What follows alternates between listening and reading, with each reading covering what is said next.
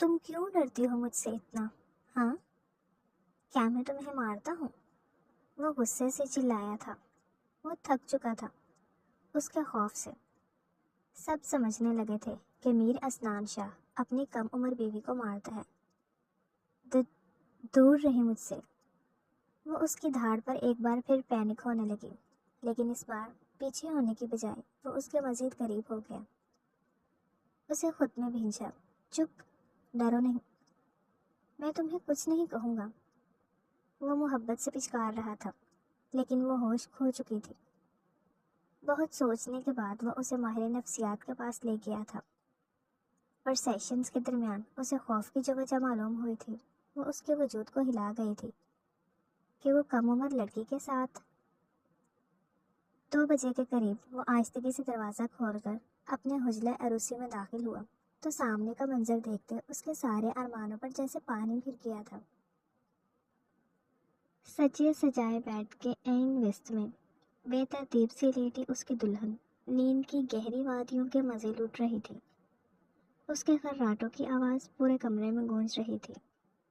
میر اسنان شاہ نفی میں سر ہلاتے بیڈ کے قریب آیا تھا۔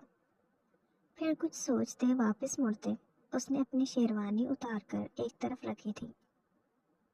اپنے آرام دہ کپڑے لے کر وہ بنا اپنے دلہن کو ڈسٹرب کیے واش روم چلا گیا تھا۔ 10 منٹ بعد وہ واپس آیا تو اس کے گیلے بالوں سے پانی ٹپک رہا تھا۔ آئینے کے سامنے کھڑے ہوئے اس نے اپنے بال خشک کیے تھے۔ تبھی اس کی نظر آئینے میں نظر آتے اپنی دلہن کے عکس پر پڑی تھی۔ میر اسنان شاہ مبہوت سا اسے دیکھے گیا تھا۔ اس کے چہرے سے چھلکتی معصومیت نے ایک پل میں میر اسنان شاہ کو اپنا اسیر کر لیا تھا۔ اسے توقع نہیں تھی کہ اس کی دادی جان کی پسند کی گئی لڑکی اس قدر خوبصورت ہو سکتی ہے۔ وہ دل پھینک نہیں تھا، مگر رمشا کے بے داغ اور شفاف حسن اور اس پر چھلکتی معصومیت نے میر اسنان شاہ کے دل کی دنیا میں ایک دم سے ہلچل مچا دی تھی۔ وہ دم بخود اسے دیکھتا رہ گیا تھا۔ نظریں اس کے چہرے سے ہٹنے سے انکاری تھی۔ اس کا دل چاہ رہا تھا کہ یہ پل یوں ہی کہیں تھم جائے اور وہ یوں ہی ساری عمر اسے تکتا رہے۔ اس نے کروٹ لی تو میر اسنان شاہ کی محویت بھی ٹوٹی تھی کہ کروٹ لینے سے رمشا کے سیاہ ریشمی بال بکھر کر اس کے چہرے پر آ گئے تھے۔ تبھی میر اسنان شاہ اپنی جگہ چھوڑتے اس کے قریب آیا تھا۔ اس کا عروسی جوڑا انتہائی احتیاط سے ایک طرف کرتے وہ جگہ بنا کر بیڈ پر اس کے قریب بیٹھا تھا۔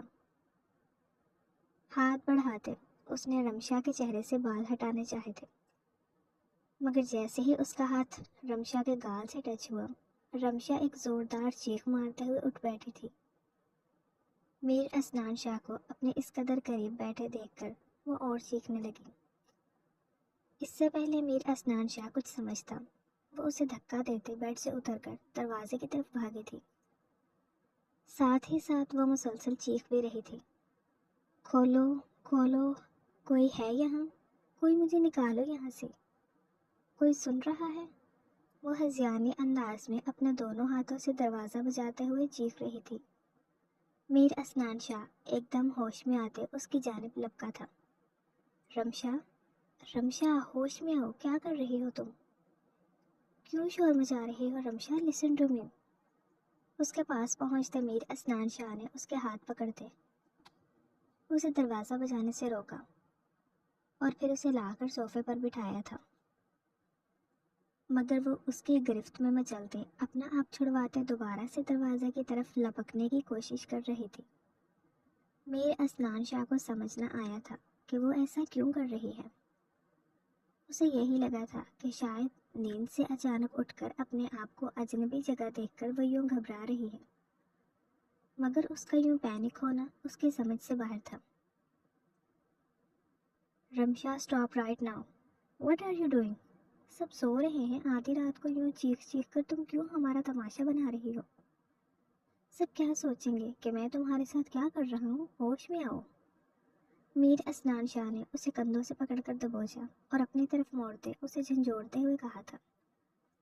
اس کی اونچی آواز سنتے رمشا ایک دم سے خاموش ہوئی تھی۔ اور بالکل چپ ہو کر صوفے پر ایک طرف بیٹھ گئی تھی۔ میر اسنان شاہ نے اس کی خاموش ہونے پر شکر کا سانس لیا تھا۔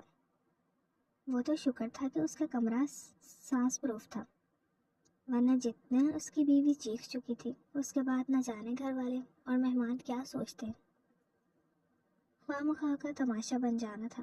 ابھی تو اس نے کچھ کیا بھی نہیں تھا تو اس کی بیوی اتنا چیخ رہی تھی۔ نہ جانے جب وہ کچھ کرتا تو اس کی بیوی کا کیا حال ہوتا۔ اس نے رمشا کی طرف دیکھا جو سر جھکائے نہ جانے کون سی سوچوں میں گم ہو گئی تھی۔ رمشا اٹھو، الماری میں تمہارے کپڑے ہیں، تم چینج کر لو، میر اسنان شاہ نے اس کے ہاتھ پر ہاتھ رکھتے ہوئے کہا تھا، لیکن اگلے ہی لمحے وہ بری طرح چیخ اٹھا تھا۔ رمشا نے میز پر رکھی فروٹ باسکٹ سے چھری اٹھا کر میر اسنان شاہ پر وار کیا تھا۔ اگر میر اسنان شاہ وقت پر پیچھے نہ ہوتا تو وہ تیز دھار چھری اب تک اس کی گردن کاٹ چکی ہوتی۔ پیچھے ہوتے اس نے اپنی گردن بچائی تھی، مگر تیز دھار آلہ اس کے دل سے کچھ اوپر اس کے سینے پر گہرا زخم دے گیا تھا۔ میر اسنان شاہ نے ایک ہاتھ زخم پر رکھتے بمشکل تکلیف برداشت کی تھی، جبکہ دوسرے ہاتھ سے رمشا کے ہاتھ سے چھری کھینچتے اس کے چہرے پر ایک زوردار تھپڑ مارا تھا۔ پاگل تو نہیں ہو گئی تم؟ تمہارا دماغ کام کر رہا ہے کیا؟ ایک ہاتھ سے اسے جھنجھوڑتے ہوئے میر اسنان نے اسے چھوڑ دیا تھا، کیونکہ درد اس کی برداشت سے باہر ہو رہا تھا۔ زخم سے بہتا خون اس کی سفید شرٹ کو لال کر رہا تھا۔ وہ اپنی جگہ سے اٹھتے دراز کی جانب بڑھا تھا۔ دراز سے فرسٹ ایڈ باکس لیتے وہ بیڈ پر بیٹھا تھا۔ اپنی شرٹ اتارتے اس نے زخم صاف کرتے اس پر پائیوڈین لگائی تھی اور پھر سنی پلاسٹ لگانا چاہا تھا، مگر زخم لمبا تھا، سنی پلاسٹ کے بس کی بات نہیں تھی، اسی لیے اس نے پٹی نکالتے پٹی کی تھی۔ پین کلر نکال کر کھاتے اس نے فرسٹ ایڈ باکس بند کرتے واپس دراز میں رکھا تھا، اور وہیں بیڈ پر پیچھے ہوتے بیڈ گراؤنڈ سے ٹیک لگا کر نیم دراز ہوتے وہ آنکھیں موند گیا تھا۔ کیا کچھ سوچا تھا اس نے اس رات کے بارے میں، اور اس کے ساتھ ہوا کیا تھا؟ وہ مزید کچھ بھی سوچنا نہیں چاہتا تھا، مگر پین کلر کی وجہ سے اس پر غنودگی چھا گئی اور آنکھیں کھلنے سے انکاری ہو گئی تھی۔ اگلے چند منٹوں میں غنودگی پوری طرح سے اس پر طاری ہو چکی تھی۔ کمرے میں اس کی بھاری سانسوں کی آواز گونجی تو ساکت بیٹھی رمشا نے سر اٹھایا تھا۔ اس کے گال پر انگلیوں کے نشان واضح تھے اور پورے گال گیلے تھے۔ آنکھیں رونے کی وجہ سے سرخ ہو رہی تھی۔ وہ کانپتی ہوئی اپنی جگہ سے اٹھی اور بیڈ کی طرف آئی تھی۔ کچھ دیر کھڑے میر اسنان شاہ کو دیکھتی رہی اور پھر اپنا عروسہ جوڑا سنبھالتے وہ الماری کی طرف آئی تھی۔ وہاں سے ایک سوٹ لے کر وہ واش روم گئی۔ واپس آئی تو سر پر حجاب سٹائل میں دوپٹہ لپیٹا ہوا تھا۔ اس نے جائے نماز کی تلاش میں نظریں دوڑائی تو وہ اسے سامنے ہی ڈریسنگ پر رکھی ہوئی دکھائی دے گئی۔ اس نے جائے نماز بچھائی اور نماز کی نیت باندھ کر کھڑی ہو گئی تھی۔ اس دوران اس کی آنکھوں سے مسلسل آنسو نکلتے رہے تھے۔ نماز پڑھنے کے بعد وہ کافی دیر تک دعا مانگتی رہی اور پھر قرآن پاک لے کر صوفے پر بیٹھ گئی تھی اور تلاوت میں مشغول ہو گئی تھی۔ اگلی صبح میر اسنان شاہ کی آنکھ کافی دیر سے کھلی تھی۔ وہ ایک دم اٹھ کر بیٹھا، مگر اسی وقت سینے پر درد محسوس کرتے وہ کر رہا تھا۔ رات کا سارا واقعہ ایک دم سے اس کی آنکھوں کے سامنے گھوم گیا تھا۔ رمشا کا خیال آتے ہی اس نے کمرے میں ادھر ادھر دیکھا۔ سامنے ہی وہ اسے صوفے پر گٹھڑی کی صورت میں بیٹھی نظر آئی تھی۔ اس نے اپنا سر اپنے ہی گھٹنوں پر رکھا ہوا تھا۔ وہ سو رہی تھی۔ میر اسنان شاہ کچھ دیر یوں ہی اسے دیکھتا رہا تھا اور پھر اٹھا تھا۔ وہ فریش ہو کر آیا تو کمرے کے دروازے پر دستک ہو رہی تھی۔ اس نے رمشا کی طرف دیکھا تھا، وہ بھی دستک سنتے جاگ چکی تھی۔ میر اسنان شاہ نے جا کر دروازہ کھولا۔ سامنے ملازمہ کھڑی تھی۔ صاحب جی، بڑی بیگم صاحبہ آپ کو اور دلہن صاحبہ کو ناشتے پر بلا رہی ہیں۔ ملازمہ کو مؤدب سے انداز میں نظریں جھکائے ہوئے دادی جان کا پیغام اس تک پہنچایا تھا۔ صحیح ہے، ہم کچھ دیر تک آتے ہیں، میر اسنان شاہ نے کہا اور دروازہ بند کر دیا۔ وہ واپس مڑا تو رمشا اب تک وہیں بیٹھی ہوئی تھی۔ رمشا، فریش ہو کر آ جاؤ، دادی جان ناشتے پر انتظار کر رہی ہیں، پہلے ہی ہم بہت لیٹ ہو چکے ہیں۔ میر اسنان نے الماری سے اپنے کپڑوں سے میچنگ ایک ڈریس نکال کر اسے تھماتے ہوئے کہا تھا۔ رمشا نے چپ چاپ وہ ڈریس پکڑ لیا تھا اور اٹھ کر واش روم چلی گئی تھی۔ واپس آ کر اس نے آئینے کے سامنے کھڑے ہو کر اپنے الجھے ہوئے بال سلجھانا چاہے تھے، مگر یہ اس کے بس کی بات نہیں تھی۔ 2 ہی منٹ میں وہ تھک کر اسٹول پر بیٹھ چکی تھی اور رونے والی ہو گئی تھی۔ میر اسنان شاہ کو اپنی گھڑی باندھ رہا تھا۔ وہ اس کی طرف مڑا۔ اس کی روتی صورت دیکھ اس نے ناسمجھی سے اس کی طرف دیکھا تھا، مگر جو ہی اس کی پریشانی سمجھ آئی وہ اپنے بے ساختہ امڈ آنے والی مسکراہٹ کو نہ روک سکا تھا۔ وہ اس کی طرف آیا تھا اور اس کے ہاتھ سے برش لیتے خود اس کے بال سلجھانے لگا تھا۔ حالانکہ اسے تجربہ نہیں تھا، بس کبھی کبھار دادی جان کی چٹیاں بنا دیا کرتا تھا، اسے بس وہی چٹیاں بنانی آتی تھی۔ رمشا کے ساتھ بھی اس نے یہی کیا تھا۔ اس کے بال سلجھاتے اس نے رمشا کی بھی دادی جیسی چٹیاں بنا دی تھی۔ اس دوران رمشا مسلسل کانپتی رہی تھی۔ وہ اس کی چٹیاں بنا کر ہٹا تو رمشا کی جان میں جان آئی تھی۔ اس نے ایک گہرا سانس لیتے خود کو نارمل کیا تھا، پھر دوپٹہ اچھے سے سر پر جماتے وہ ایک طرف کھڑی ہاتھوں کی انگلیاں مروڑنے لگی تھی۔ چلیں؟ اس کو تیار کھڑے دیکھ میر اسنان شاہ نے پوچھا تھا۔ اسے لگا تھا کہ شاید وہ کوئی میک اپ وغیرہ بھی کرے گی، مگر اس نے کسی چیز کو ہاتھ نہیں لگایا تھا۔ میر اسنان شاہ کو رات کے بعد سے اب تک اندازہ ہو چکا تھا کہ اس کی بیوی باقی لڑکیوں سے مختلف تھی، بلکہ یہ کہنا بہتر تھا کہ اس کی بیوی عجیب تھی، بے حد عجیب۔ اور وہ ایسی کیوں تھی؟ اس کے پیچھے بھی ایک راز تھا جس سے فی الوقت میر اسنان شاہ ناعلم تھا۔ وہ دونوں ایک ساتھ چلتے نیچے آئے تھے۔ میر اسنان شاہ نے سب کو ایک ساتھ سلام کیا تھا، جبکہ رمشا صرف دادی جان کے پاس آتے ان کے آگے سر جھکا گئی تھی۔ ناشتے کے بعد دادی نے میر اسنان شاہ کی کزن عالیہ کو رمشا کے ساتھ کمرے میں بھیجا تاکہ وہ اسے ولیمے کے لیے اچھی طرح سے تیار کر کے لے آئے۔ شام میں ان دونوں کا ولیمہ تھا۔ میر اسنان شاہ کا موڈ کافی اچھا تھا، لیکن یہ صرف کچھ وقت کے لیے تھا۔ ولیمے کی پوری تقریب میں رمشا گھبرائی رہی تھی اور ہراساں نظروں سے چاروں جانب دیکھتی رہی تھی۔ میر اسنان شاہ اس کے ساتھ فوٹو شوٹ کروانا چاہتا تھا تاکہ اس دن کی یادگار کو محفوظ بنا سکے، مگر جو ہی اس نے رمشا کی طرف ہاتھ بڑھایا رمشا ایک دم سے خوفزدہ ہو گئی تھی۔ سب نے ہی رمشا کا یہ ری ایکشن دیکھا تھا۔ رمشا کیا ہو گیا ہے؟ اور پکس بنائیں، دیکھو مووی بھی بن رہی ہے، وہ پھر سے کہتا رمشا کی جانب گیا تھا۔ دادی جان نے رمشا کا ہاتھ اس کے ہاتھ میں دیا تو وہ اسے لے کر اسٹیج کے درمیان میں آیا تھا۔ فوٹوگرافر اسے رمشا کے ساتھ پوز لینے کا کہہ رہا تھا، لیکن جو ہی اس نے رمشا کی کمر پر ہاتھ رکھا اگلے ہی لمحے رمشا بے ہوش ہو کر اس کی باہوں میں جھول گئی تھی۔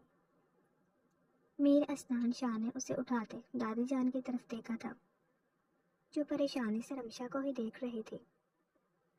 میر اسنان شاہ کے دیکھنے پر وہ نظریں چرا گئی تھی، جبکہ میر اسنان شاہ رمشا کو اٹھاتے کمرے میں لے آیا تھا۔ اسے بیڈ پر لٹاتے وہ کمرے سے نکلا تھا اور سیدھا دادی جان کی طرف آیا تھا۔ دادی جان، یہ سب کیا ہے؟ میر اسنان شاہ نے دادی جان کو دیکھتے ہوئے پوچھا تھا۔ کچھ نہیں اسنان بیٹے، میں نے بتایا تھا نا وہ معصوم ہے، بچپن سے ہی ماں باپ سے محروم ہو گئی تھی، تب سے خالہ نے پالا، لیکن یہ کبھی گھر سے نہیں نکلی۔ اس نے باہر کی دنیا نہیں دیکھی ہے، اس لیے اتنے لوگوں کو ایک ساتھ دیکھ کر گھبرا گئی۔ تم فکر مت کرو، آہستہ آہستہ وہ تمہارے ساتھ ایڈجسٹ ہو جائے گی۔ تم اس کے پاس جاؤ، میں مہمانوں کو دیکھ لوں۔ دادی جان اس سے کہتی بنا اس کے سنے باہر نکل گئی تھی، جبکہ وہ بے بسی سے بالوں میں ہاتھ پھیر کر رہ گیا تھا اور اس وقت کو کوسنے لگا جب اس نے دادی جان کی بات مان کر شادی کے لیے حامی بھری تھی۔ اسنان بیٹے، یہاں آؤ، میری بات سنو۔ وہ جو کھانے کے بعد چہل قدمی کے لیے لان میں جانے کا ارادہ رکھتا تھا، دادی کی آواز سن کے اس کے قدموں کو بریک لگی تھی۔ جی دادی جان، کہیں۔ وہ وہیں سے مڑتا آ کر دادی جان کے پاس بیٹھ گیا تھا اور ان کے ہاتھ چومتے ان سے پوچھنے لگا تھا۔ دادی جان اس کے اس والہانہ انداز پر اس کے صدقے واری گئی تھی۔ ہمیشہ خوش رہو میرے بچے۔ میں یہ کہہ رہی تھی کہ تم نے اب آگے کے بارے میں کیا سوچا ہے؟ دادی جان نے اسے دیکھتے سنجیدگی سے پوچھا تھا۔ سوچنا کیا ہے دادی جان؟ بس اس کمپنی کو تھوڑے دنوں تک کسی بھروسے مند کے حوالے کر کے انشاءاللہ دوسری کمپنی کھولنے کا ارادہ ہے۔ میر اسنان شاہ نے اپنی زندگی کا اگلا لاہے عمل بتایا تھا۔ میں اس بارے میں نہیں پوچھ رہی اسنان، میں تمہاری شادی کے بارے میں پوچھ رہی ہوں۔ اس کے بارے میں کیا ارادہ ہے تمہارا؟ کب تک کرنی ہے؟ کوئی لڑکی وغیرہ پسند ہے تو مجھے بتا دو، ورنہ میں خود ہی کوئی ڈھونڈ لیتی ہوں۔ دادی جان نے اس کی بزنس والی بات کو قطعاً نظر انداز کرتے ہوئے کہا تھا۔ دادی جان، آپ کو کیا جلدی ہے میری شادی کی؟ ابھی میں نے اس بارے میں بالکل بھی نہیں سوچا، میر اسنان شاہ نے کہا تھا۔ اس کی لائف میں فی الحال شادی کی کوئی جگہ نہیں تھی، اور نہ ہی آنے والے 3-4 سال میں وہ اس بارے میں سوچنا چاہتا تھا۔ تبھی اس نے دادی جان کو بھی انکار کر دیا تھا۔ مجھے کوئی جلدی نہیں ہے اسنان، اپنی عمر دیکھو، تم 27 سال کے ہو گئے ہو۔ تمہیں بھلے ہی شادی کرنی ہو یا نہ کرنی ہو، لیکن میں نے تمہاری شادی کروانی ہے۔ میری زندگی کا کوئی بھروسہ نہیں ہے، آج ہوں کل نہیں۔ تمہارے ماں باپ زندہ ہوتے تو مجھے یہ فکر کرنے کی ضرورت نہیں تھی، پھر بھلے ہی تم 20 سال کی عمر میں کرتے یا 50 سال کی عمر میں، لیکن ان کے بعد تم میری ذمہ داری ہو۔ میری زندگی کا کوئی بھروسہ نہیں ہے، میرے جیتے جی تمہارا گھر بس جائے، بس یہی میری آخری خواہش ہے۔ دادی جان کہتے ساتھ ہی آپ دیدہ ہو گئی تھی۔ انہوں نے اپنا جوان جہان بیٹا اور بہو کھوئے تھے، ان کا ملال اب تک ان کے دل میں تھا۔ میر اسنان شاہ تو اس وقت صرف 1 سال کا تھا، اسے تو اپنے ماں باپ کی شکلیں بھی یاد نہ تھیں۔ دادی جان اور دادا ہی تھے جنہوں نے اسے پال پوس کر بڑا کیا اور اس مقام تک پہنچایا تھا۔ اب دادا کو گزرے بھی 4 سال ہو گئے تھے، اور تب سے دادی جان بے حد افسردہ اور مایوس سی رہنے لگی تھی۔ یوں تو دادی کے اور بھی 2 بیٹے تھے جو اسی حویلی میں اپنی فیملیز کے ساتھ رہتے تھے، مگر آج کل کے دور میں کسی کو دوسرے کے پاس بیٹھنے کا وقت تک نہیں ملتا تھا۔ یہی سب دیکھ کر دادی جان آپ دیدہ ہو جاتی تھیں، تبھی وہ میر اسنان شاہ کی شادی کروا دینا چاہتی تھی۔ دادی جان، میرے ماں باپ، میرا سب کچھ آپ ہی ہیں، آپ کی وجہ سے ہی میں ہوں، آپ مجھ پر پورا حق رکھتی ہیں۔ اللہ آپ کو میری عمر بھی لگا دے، آپ 100 سال جئیں۔ کیوں ایسی مایوسی والی باتیں کرتی ہیں؟ دادی جان کے منہ سے مرنے کی بات سن کر میر اسنان شاہ ایک دم تڑپ اٹھا تھا۔ پھر میری بات مان لو اور شادی کر لو۔ دادی جان نے اسے ایموشنلی بلیک میل کر کے منانا چاہا تھا، اور وہ بلیک میل ہو بھی گیا تھا۔ اچھا دادی جان، جیسے آپ کی مرضی، لیکن پلیز اب یہ دوبارہ مرنے مارنے کی باتیں مت کریے گا، میر اسنان شاہ نے کہا تو دادی جان خوشی سے جھوم اٹھی تھی۔ مجھے تم سے یہی امید تھی، مجھے معلوم تھا کہ تم بوڑھی دادی کی بات رد نہیں کرو گے۔ اب یہ بتاؤ کہ تمہاری زندگی میں کوئی لڑکی ہے یا نہیں؟ دادی جان نے میر اسنان شاہ سے پوچھا تو میر اسنان شاہ نے مصنوعی ناراضگی والا منہ بنایا تھا۔ دادی جان، آپ کو میں شکل سے ایسا لگتا ہوں کیا؟ میر اسنان شاہ نے صدمے کی سی کیفیت میں پوچھا تھا۔ اسے تو خود دادی جان کی بات سن کر ہی شوق لگا تھا۔ اسے سمجھ نہ آئی تھی کہ دادی جان کو ایسا کیوں لگا تھا کہ اسے کوئی لڑکی پسند ہو سکتی ہے۔ انہوں نے کب اس کو اس طرح کی کوئی سرگرمی کرتے ہوئے دیکھا تھا؟ لگتے تو تم ایسے بھی نہیں ہو جتنے دکھائی دیتے ہو۔ بہرحال جاؤ، تم جو کام کر رہے تھے کرو، میں اپنی بہو خود ڈھونڈ لوں گی، دادی جان نے کہا، اور پھر قطعی لا تعلق ہو کر بیٹھ گئی تھی۔ جبکہ میر اسنان شاہ حیرانگی سے ان کا پل پل بدلتا روپ دیکھے گیا تھا۔ وہ کچھ پل بیٹھا رہا اور پھر باہر لان میں آ کر اس نے سگریٹ سلگا لیا تھا۔ وہ چکر لگاتے ہوئے ساتھ ہی ساتھ سگریٹ کے کش بھی لے رہا تھا اور اپنی آنے والی زندگی کے بارے میں سوچ رہا تھا کہ اس کی آنے والی زندگی کیسی ہوگی۔ ایک دم ہی ایک خوشگوار سا احساس اس کے دل میں آن سمایا تھا۔ وہ بے ساختہ مسکرا دیا تھا۔ اسے اپنی آنے والی زندگی کو لے کر بہت اچھے گمان کیے تھے، مگر افسوس کہ یہ سارے اچھے گمان صرف شادی کی رات تک کے لیے ہی تھے۔ شادی کی رات اس کے ساتھ جو کچھ ہوا تھا وہ اسے ساری زندگی یاد رکھنے والا تھا۔ دادی جان کی سروس فاسٹ تھی، انہوں نے چند ہی دنوں میں اس کے لیے لڑکی ڈھونڈ نکالی تھی۔ انہوں نے میر اسنان شاہ کو لڑکی کی تصویر دکھانی چاہی تھی، مگر میر اسنان شاہ نے سارا فیصلہ ان پر چھوڑتے ہوئے تصویر دیکھنے سے انکار کر دیا تھا، یہ سوچ کر کہ اب ایک ہی مرتبہ اسے شادی والے روز ہی دیکھے گا اور پورے حق سے دیکھے گا، جب وہ اس کی محرم بن کر آئے گی تب۔ مگر وہ نہیں جانتا تھا کہ کیا ہونے والا تھا۔ وہ لڑکی جس کا نام رمشا تھا، وہ دادی جان کی کسی مرحومہ دوست کی بیٹی تھی اور یتیم تھی۔ اس کا دنیا میں اس کی خالہ کے سوا اور کوئی بھی نہ تھا۔ میر اسنان شاہ کو کوئی اعتراض نہ ہوا تھا، وہ خود بھی تو یتیم تھا، پھر اس کو قبول کیوں نہ کرتا۔ دادی جان کو ہر چیز کی بہت جلدی تھی، انہوں نے چٹ منگنی اور پٹ بیاہ والا حساب کیا تھا، اور وہ دن آ ہی گیا تھا جب رمشا دلہن بن کر میر اسنان شاہ کے آنگن میں اتری تھی۔ دادی جان نے گھر میں داخل ہونے سے پہلے دونوں کی نظر اتاری تھی، جبکہ میر اسنان شاہ تو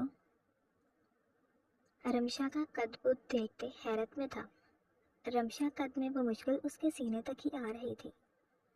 ابھی میر اسنان شاہ کچھ سوچتا کہ اس سے پہلے ہی آس پاس کے لوگوں کی آوازیں اس کی سماعتوں سے ٹکرائی تھی۔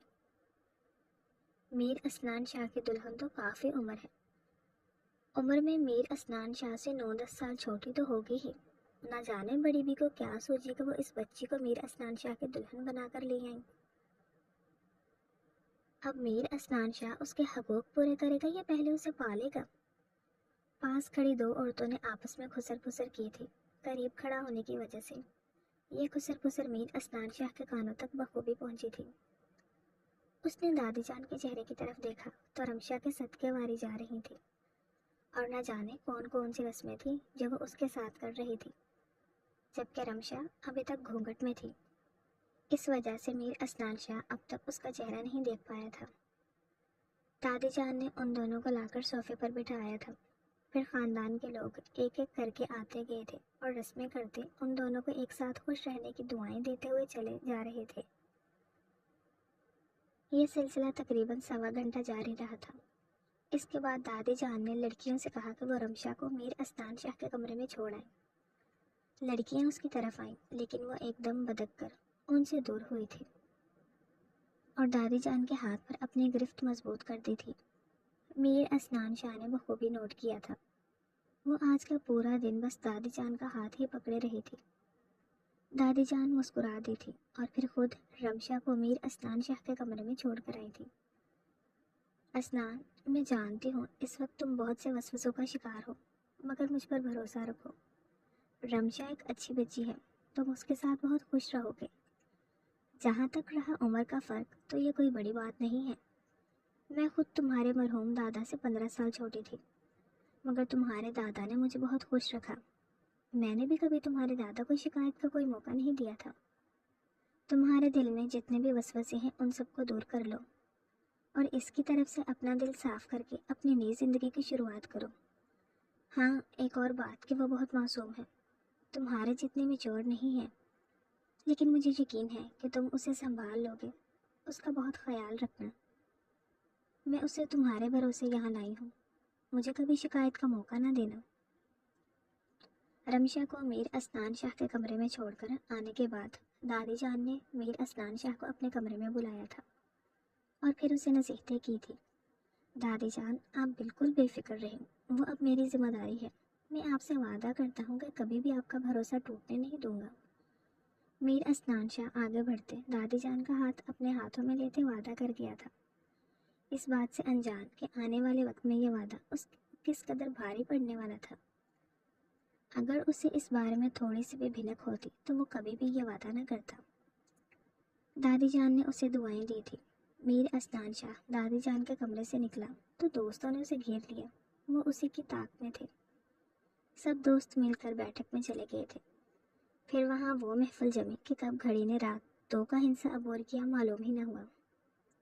2 بجے کے بعد میر اسنان شاہ کو اپنے دوستوں کی طرف سے رہائی ملی تھی اور وہ سیدھا اپنے کمرے میں آیا تھا، جہاں اس کے ساتھ وہ سب کچھ ہوا تھا جو اس نے کبھی خواب میں بھی نہ سوچا تھا۔ ہوش کی دنیا میں واپس آتے وہ اپنے کمرے میں آ گیا تھا۔ رمشا ابھی تک بے ہوش ہی تھی۔ اس نے کوٹ اتار کر پھینکا اور صوفے پر بیٹھ کر موبائل چلانے لگا۔ ولیمے کا پروگرام تو ویسے ہی خراب ہو چکا تھا۔ کچھ دیر بعد رمشا کو ہوش آ گیا تھا۔ وہ ادھر ادھر دیکھتے ہوئے اٹھ بیٹھی تھی۔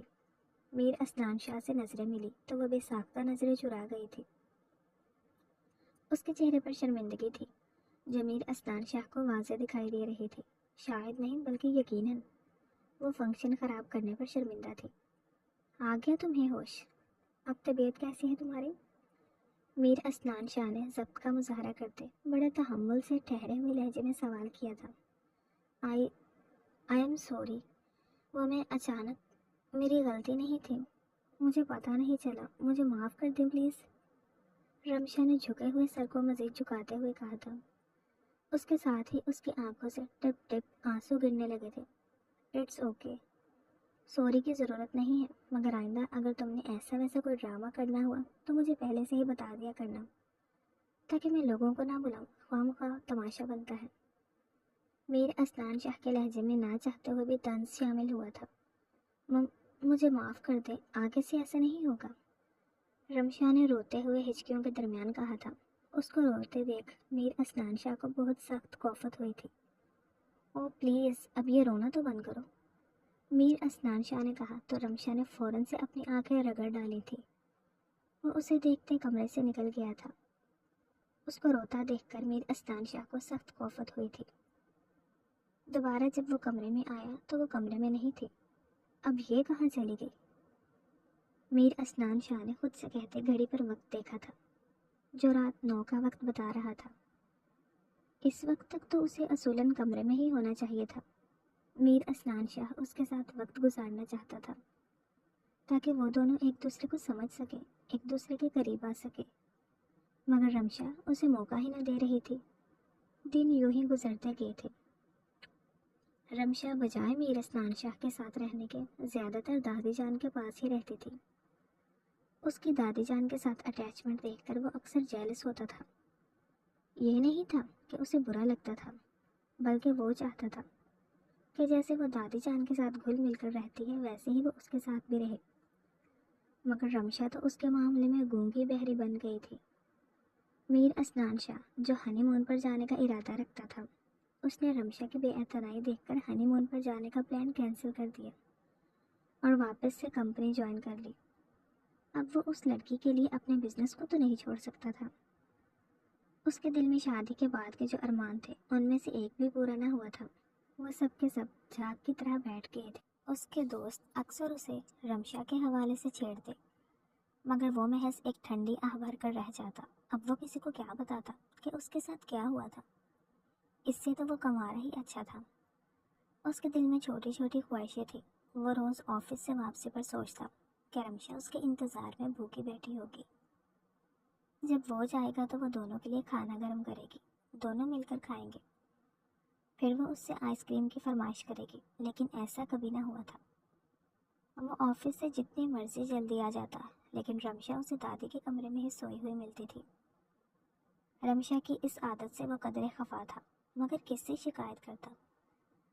بھلا وہ بیچاری یوں ہی دل مسوس کر رہ جاتا تھا۔ وقت اپنی رفتار سے سرکتا جا رہا تھا۔ اس رات بھی وہ حسب معمول تکیے کو اپنے بازو میں دبوچے پورے بیڈ پر اکیلا پھیل کر سو رہا تھا۔ بیڈ پر پڑی شکنوں اور فرش پر گرے ہوئے تکیے اور کشنز کو دیکھ کر صاف اندازہ لگایا جا سکتا تھا کہ وہ بیچارہ کتنی بے چینی سے سویا ہے۔ ظاہر تھا اب بیوی ہوتے ہوئے بھی بیوی نہ ملے تو بے چین تو ہونا ہی تھا۔ وہ گہری نیند میں تھا جب اچانک کسی کے زور سے جھنجھوڑنے پر وہ ایک دم نیند سے جاگا تھا۔ اس کے ساتھ ہی اسے اپنے برہنہ کندھے پر نرم و نازک اور ملائم ہاتھ محسوس ہوا تھا۔ وہ ایک دم سے سیدھے ہوتے آنکھیں کھول کیا تھا۔ سامنے دیکھا تو رمشا اس کے بہت قریب کھڑی اسے جگانے کی کوشش کر رہی تھی۔ اس وقت رمشا کو اپنے کمرے میں دیکھ کر اسے کافی حیرت ہوئی تھی۔ تبھی وہ پوری آنکھیں کھولتے اٹھ کر بیٹھا تھا۔ رمشا، تم اس وقت یہاں؟ اوہ اچھا، آخر تمہیں خیال آ ہی گیا کہ تمہارا ایک عدد شوہر بھی ہے جو اسی گھر میں رہتا ہے۔ خیر، دیر آئے درست آئے، یہاں آؤ۔ میر اسنان شاہ نے کہتے ساتھ ایک زوردار جمائی لی تھی۔ اس کی آنکھوں میں خمار اترا تھا۔ اس نے دوسرے ہاتھ سے رمشا کا ہاتھ پکڑ کر اسے اپنی طرف کھینچنا چاہا تھا۔ وہ دادی جان کو کچھ ہو گیا ہے، آپ پلیز آ کر انہیں دیکھ لیں، وہ آپ کو بلا رہی ہیں۔ رمشا نے ان کی آنکھوں سے چھلکتے جذبات کو پوری طرح نظر انداز کرتے ہوئے انتہائی گھبرائے ہوئے لہجے میں کہا تھا۔ دادی جان کی طبیعت کا سنتے ہی میر اسنان شاہ کی نیند ایک دم سے ہوا ہوئی تھی اور سارا خمار ایک لمحے میں اڑا تھا۔ کیا ہوا دادی جان کو؟ تم پہلے نہیں بتا سکتی تھی کیا؟ ایک جھٹکے سے بیڈ سے اترتے میر اسنان شاہ نے شرٹ پہنتے ہوئے کہا اور دادی جان کے کمرے کی طرف دوڑ لگائی تھی۔ دادی جان کی صحت واقعی بے حد خراب تھی۔ وہ بیڈ گراؤنڈ سے ٹیک لگائے بمشکل بیٹھی ہوئی تھی اور مشکل سے سانس لے رہی تھی۔ دادی جان کیا ہوا آپ کو؟ آپ ٹھیک تو ہیں؟ ان کے پاس آتے میر اسنان شاہ پریشانی سے پوچھنے لگا تھا۔ دادی نے اس بات میں سر ہلا دیا تھا۔ اسنان، میری بات سنو، رمشا کا بہت خیال رکھنا، وہ تمہاری ذمہ داری ہے۔ اس سے کوئی غلطی ہو جائے تو اس کو پیار سے سمجھانا۔ ہاں، اس کی خالہ سے ضرور مل لینا۔ دادی جان نے کہتے ہی گہری سانس لینا شروع کر دی تھی۔ ماتھے پر پسینے کی ننھی بوندیں چمکنے لگی تھی۔ رمشا جاؤ باہر چچا کو جگاؤ، ڈرائیور سے کہو گاڑی نکالے، موو فاسٹ نہ ہو۔ دادی جان کو اٹھاتے ہوئے چلاتے ہوئے بولا تھا اور باہر کی طرف بھاگا تھا۔ رمشا بھی اس سے پہلے باہر بھاگی اور جا کر ڈرائیور کو گاڑی نکالنے کا کہا تھا۔ دادی جان کو ہسپتال پہنچایا گیا تھا مگر وہ جانور نہ ہو سکی تھی۔ حویلی پر تو جیسے قیامت آ گئی تھی۔ حویلی کی آخری بزرگ بھی چل بسی تھی۔ کئی دن تک حویلی میں آنے جانے والوں کا تانتا بندہ رہا تھا۔ اس کے بعد آہستہ آہستہ زندگی واپس اپنے ڈگر پر آ گئی تھی۔ رمشا کہاں ہو تم؟ پانی کا ایک گلاس لا دو۔ وہ تھکا ہارا آفس سے واپس آیا تھا اور لاؤنج میں ہی بیٹھ گیا تھا۔ اس کے سر میں بے تحاشا درد ہو رہا تھا۔ کچھ ہی دیر میں رمشا پانی لے آئی تھی۔ پانی پی کر اس نے گلاس سامنے رکھا تھا۔ تھوڑی دیر میرا سر دبا سکتی ہو کیا؟ میر اسنان شاہ نے پوچھا تو رمشا کے چہرے پر گھبراہٹ در آئی تھی اور ماتھے پر پسینہ چمکنے لگا تھا۔ رمشا کیا ہوا ہے؟ تم ٹھیک ہو؟ سر دبانے کا بولا ہے، تم اتنا گھبرا کیوں رہی ہو؟ یہاں ہو، میرے پاس بیٹھو۔ میر اسنان شاہ نے اسے گھبراتے دیکھ کر ناسمجھی سے پوچھا تھا۔ پھر اس کا ہاتھ پکڑ کر اسے اپنے ساتھ بٹھایا تھا مگر رمشا اگلے ہی لمحے اٹھ کھڑی ہوئی تھی۔ مجھے جانے دیں، وہ لڑکھڑاتے ہوئے لہجے میں بولی اور بنا اس کے جواب کا انتظار کیے وہاں سے بھاگ گئی تھی۔ اس کے اس طرح جانے پر میر اسنان شاہ سب کے سامنے شرمندہ ہوا تھا۔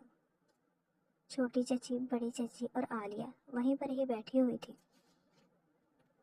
اسنان، تم نے تو بیوی کو بہت ڈرا کر رکھا ہوا ہے، کیا تم اس سے مار پیٹ کرتی ہو جو یہ تم سے اتنی خوفزدہ رہتی ہے؟ تمہارا نام لیتے ہی اس کے چہرے پر خوف آ جاتا ہے۔ یہ کوئی اچھی بات تو نہیں کہ عورتوں پر ہاتھ اٹھانا کوئی مردانگی نہیں ہوتی۔ ویسے بھی اب تم دونوں نے ساری زندگی ساتھ رہنا ہے تو جو بھی مسئلہ ہوا کرے اسے بیٹھ کر اطمینان سے سلجھا لیا کرو۔ یوں روز روز مار پیٹ کر کے بیوی کو خوف میں مبتلا کرنا کوئی اچھی بات تو نہیں ہے۔ چچی، ایسی کوئی بات نہیں ہے، آپ کو ضرور کوئی غلط فہمی ہوئی ہے۔ میں بھلا اسے کیوں ماروں گا؟ میر اسنان شاہ کو چچی کے سامنے سخت خفت اٹھانی پڑی تھی۔ وہ اپنی صفائی دیتے ہوئے بولا تھا اور پھر ان کے سوالوں سے بچنے کے لیے اٹھ کر اپنے کمرے میں آ گیا تھا۔ لیکن کمرے تک پہنچتے پہنچتے اس کا دماغ پوری طرح سے کھول چکا تھا۔ سامنے ہی اسے رمشا کھڑی نظر آ گئی تھی۔ وہ فوراً اس کی جانب لپکا تھا۔ کیوں ڈرتی ہو تم مجھ سے اتنا؟ ہاں بتاؤ، میں تمہیں مارتا ہوں کیا؟ کبھی تم پر ہاتھ اٹھایا ہو یا کبھی تم پر غصہ کیا ہو؟ بولو، جواب دو۔ کوئی ایک دن بتاؤ مجھے جس دن تم سے اونچی آواز میں بات کی ہو۔ میر اسنان شاہ غصے سے چلایا تھا۔ وہ تھک چکا تھا لیکن اسے رمشا کے خوف کی کوئی بھی وجہ سمجھ نہیں آ رہی تھی۔ سب لوگ یہی سمجھنے لگے تھے کہ وہ اپنی بیوی کو مارتا ہے، حالانکہ اس نے تو کبھی اس سے اونچی آواز میں بات تک نہ کی تھی۔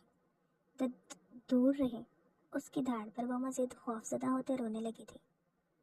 رمشا، لسن ٹو می، میری طرف دیکھو، بات سنو میری، میں تمہیں کچھ نہیں کہہ رہا، ریلیکس رہو۔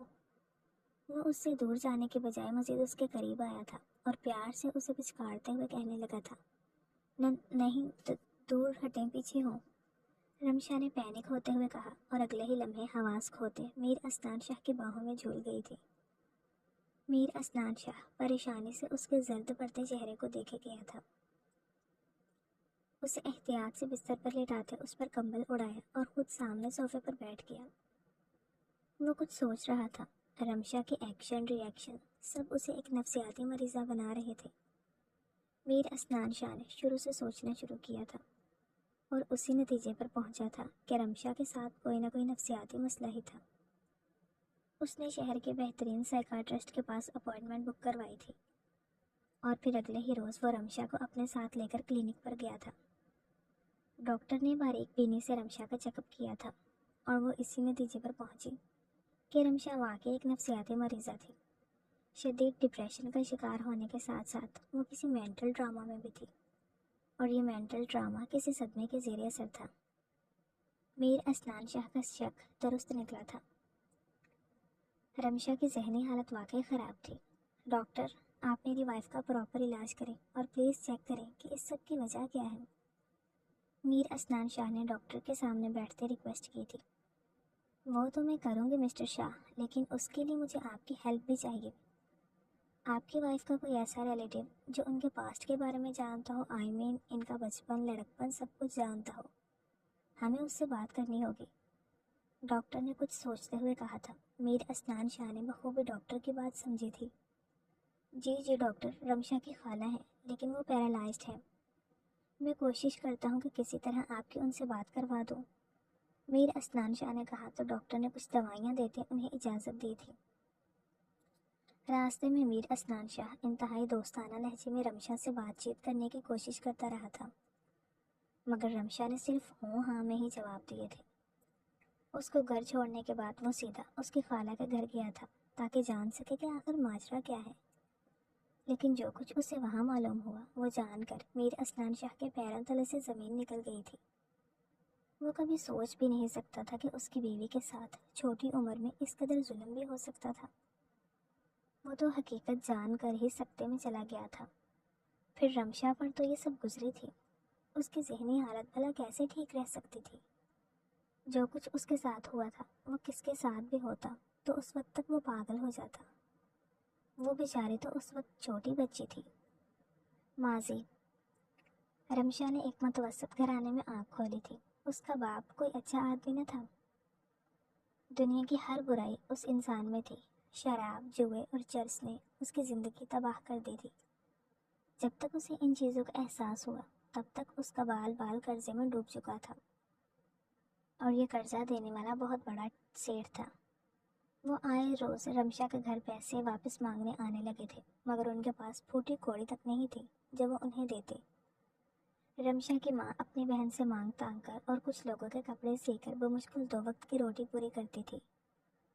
رمشا کے باپ کو اب احساس ہو رہا تھا کہ اس سے کتنی بڑی غلطی ہو چکی تھی۔ اب اسے احساس تھا مگر افسوس کہ اب اس کی جان اس کے ساتھ نہ تھی۔ پھیپھڑوں کے کینسر نے اسے زندہ لاش بنا دیا تھا۔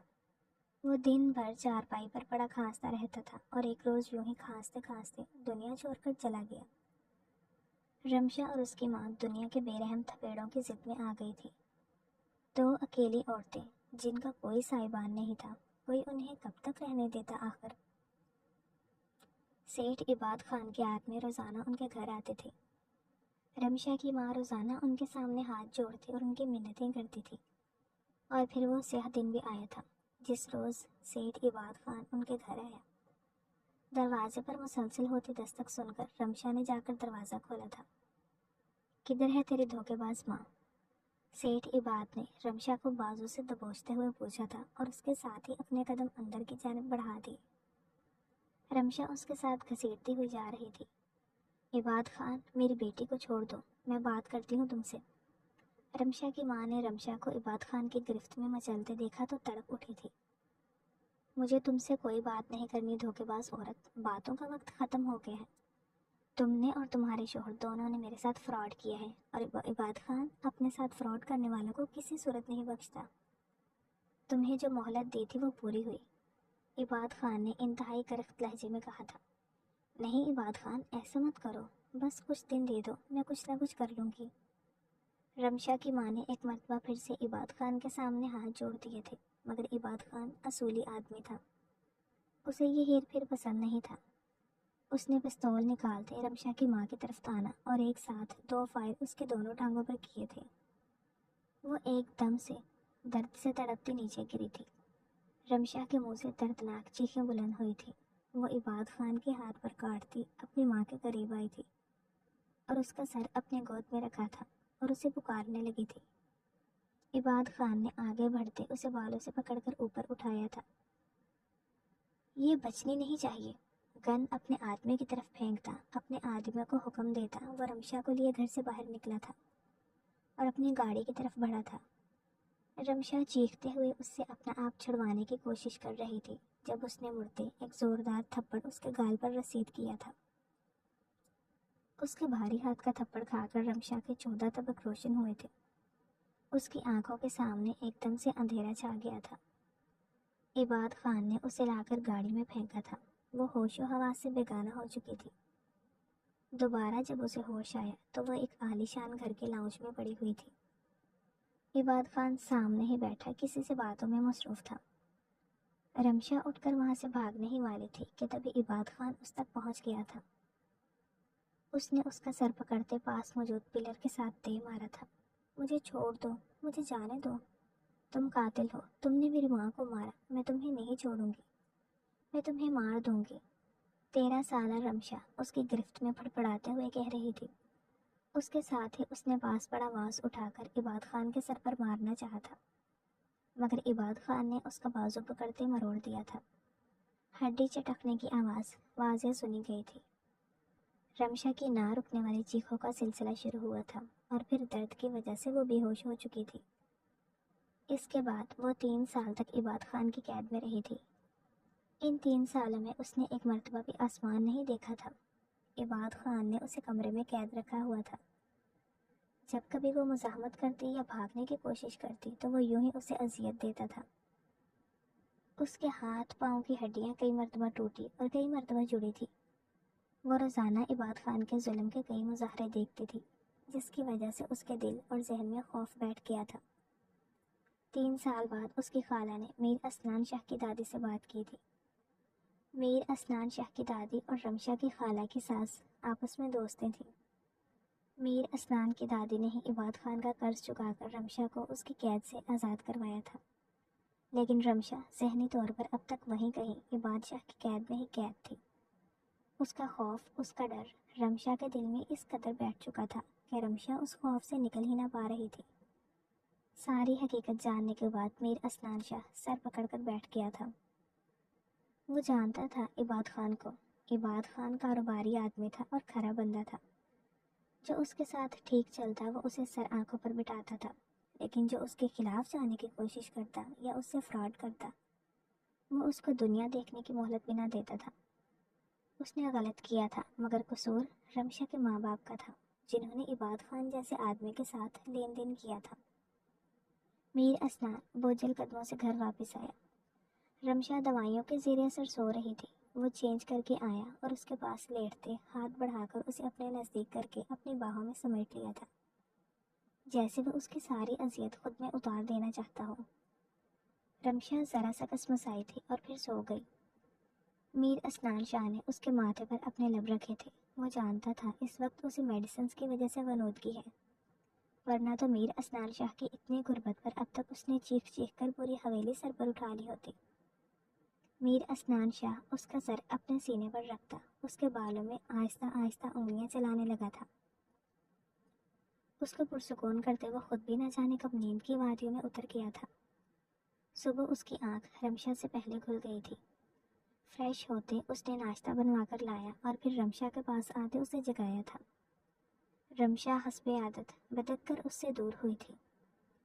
دیکھو رمشا، میں تمہیں کچھ نہیں کہوں گا، میری طرف دیکھو، میں تمہارا دوست ہوں، تم جانتی ہو نا دوست کتنے اچھے ہوتے ہیں، وہ ایک دوسرے کا خیال رکھتے ہیں، ویسے ہی میں بھی تمہارا خیال رکھوں گا، بس تم نے مجھ سے خوف زدہ نہیں ہونا، ٹھیک؟ میر اسنان شاہ نے ڈاکٹر کی ہدایت پر عمل کرتے رمشا کی طرف دوستی کا ہاتھ بڑھایا تھا۔ رمشا کچھ دیر اسے دیکھتی رہی تھی اور ساتھ ہی ساتھ اپنے ہونٹ چبانے لگی تھی۔ اس کی اس حرکت پر میر اسنان شاہ مسکرا کر رہ گیا تھا۔ وہ تذبذب کا شکار تھی۔ کوئی جلدی نہیں ہے، آؤ مل کر ناشتہ کر لیتے ہیں، پھر تم مجھے سوچ کر بتا دینا کہ تم نے مجھ سے دوستی کرنی ہے یا نہیں، میر اسنان شاہ نے اس کے پاس سے اٹھتے ہوئے ہلکے پھلکے لہجے میں کہا تھا۔ رمشا چپ چاپ بس اسے دیکھے گئی تھی، پھر فریش ہونے چلی گئی۔ میر اسنان شاہ نے صوفے پر اپنے پاس اس کے لیے جگہ بنائی تھی، لیکن پھر بھی وہ اس سے فاصلے پر ہو کر بیٹھی تھی۔ میر اسنان شاہ نے نوالا بناتے اس کی طرف بڑھایا تھا۔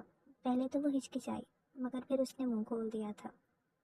میر اسنان شاہ یوں ہی نوالے بنا کر اسے کھلاتا گیا تھا، ساتھ ہی ساتھ اس نے خود بھی ناشتہ کیا تھا۔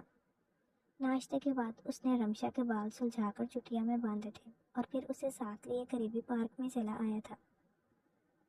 یہ سب کچھ اس کی صحت کے لیے ضروری تھا۔ کچھ عرصے تک اسے یوں ہی بچوں کی طرح رمشا کا خیال رکھنا تھا۔ ایک ہفتے بعد رمشا نے میر اسنان شاہ کی دوستی کو قبول کر لیا تھا۔ وہ اس کے ساتھ نارمل رہنے کی کوشش کرتی، لیکن جب کبھی میڈیسنز کا اثر ختم ہوتا تو اسے پھر سے پینک اٹیک پڑتے تھے۔ ڈاکٹر کے ساتھ اس کے ویکلی اور منتھلی بیس سیشنز ہو رہے تھے اور اس میں امپروومنٹ بھی آ رہی تھی، مگر کسی وقت وہ واپس سے پہلے والے حال میں چلی جاتی، پینک ہوتی، چیختی، میر اسنان شاہ کو اپنے قریب نہ آنے دیتی۔ یہ سب وقت پر اس کا علاج نہ ہونے کی وجہ سے ہوا تھا۔ اگر اسی وقت اس کا علاج شروع ہو جاتا تو اب تک وہ ٹھیک بھی ہو چکی ہوتی، مگر خیر، نصیب کا لکھا کون ٹال سکتا تھا۔ میر اسنان شاہ اس کا بہت خیال رکھتا تھا۔ اس کی محبت کے سنگ وہ زندگی کی طرف لوٹی تھی۔ مکمل ریکور ہونے میں ابھی کچھ وقت تو لگنا ہی تھا۔ میر اسنان شاہ کو یقین تھا کہ وہ اپنی محبت سے رمشا کو ٹھیک کر لے گا اور وہ بھی ایک نارمل زندگی گزار سکے گی۔ اسے اب اس دن کا شدت سے انتظار تھا جس دن رمشا ہر طرح کے خوف اور ڈر سے آزاد ہو جاتی۔ ختم شد۔ ڈیئر ریڈرز اینڈ لسنرز، کیسا لگا آپ کو یہ مکمل ناول؟ کمنٹس میں ضرور بتائیے گا۔ ناول اچھا لگا ہو تو ویڈیو کو لائک کر دیں، دوستوں کے ساتھ شیئر کر دیں اور چینل کو سبسکرائب کر دیں تاکہ آنے والا ہر نیا ناول آپ تک پہنچتا رہے۔ کل ملتے ہیں کسی نئے ناول کے ساتھ، نئے کرداروں کے ساتھ۔ تب تک کے لیے اپنا خیال رکھیے گا۔ اللہ حافظ۔